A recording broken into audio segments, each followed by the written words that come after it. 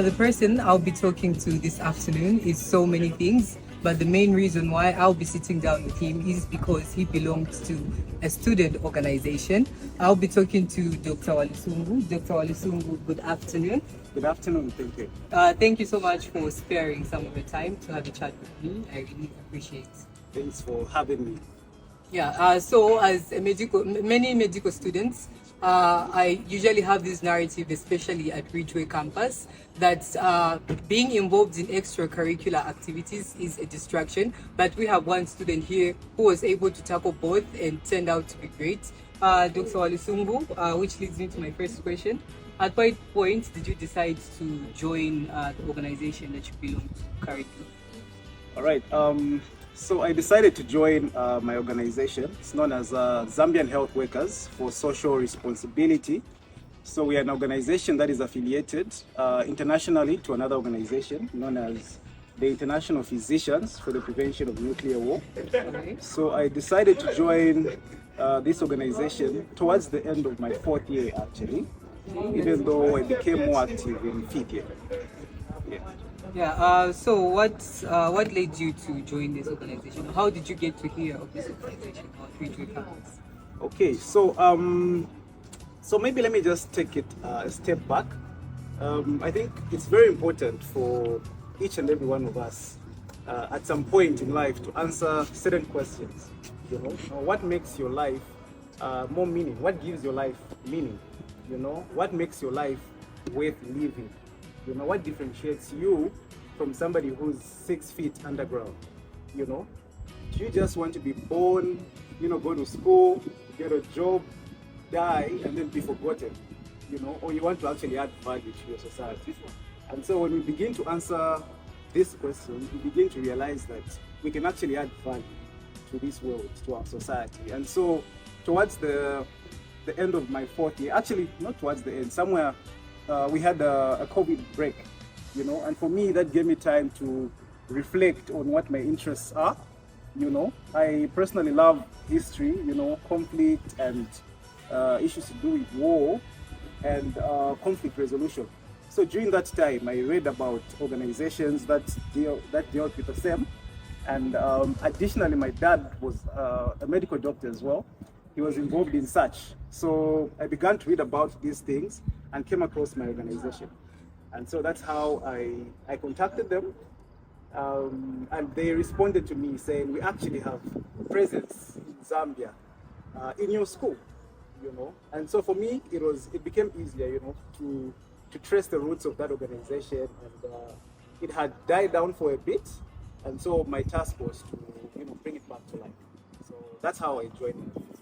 Okay, interesting. So as a student that has been in the organization for a long time, can you tell me what is the importance of belonging to a student organization? Yeah, so again, it goes back to my previous answer.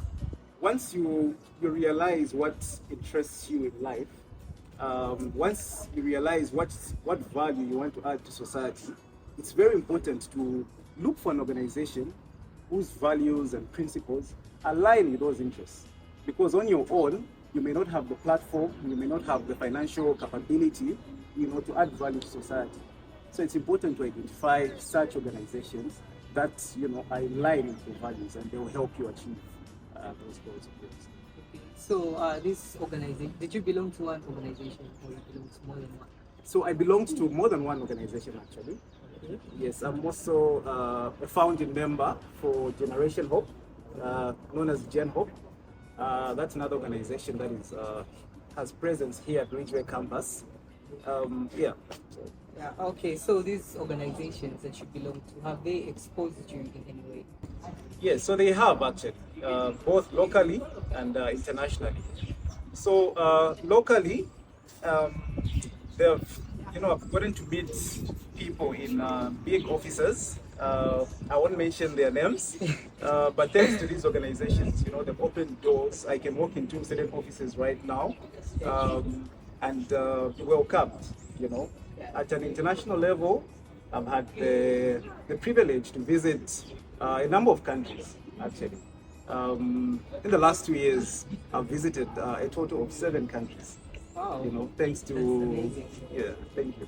So thanks to IPPNW, that's the organization that we are affiliated to. So in that regard, it has exposed me. It really has. Yeah, that's very interesting. So, you got exposed, you started traveling to different countries while still studying as a medical student.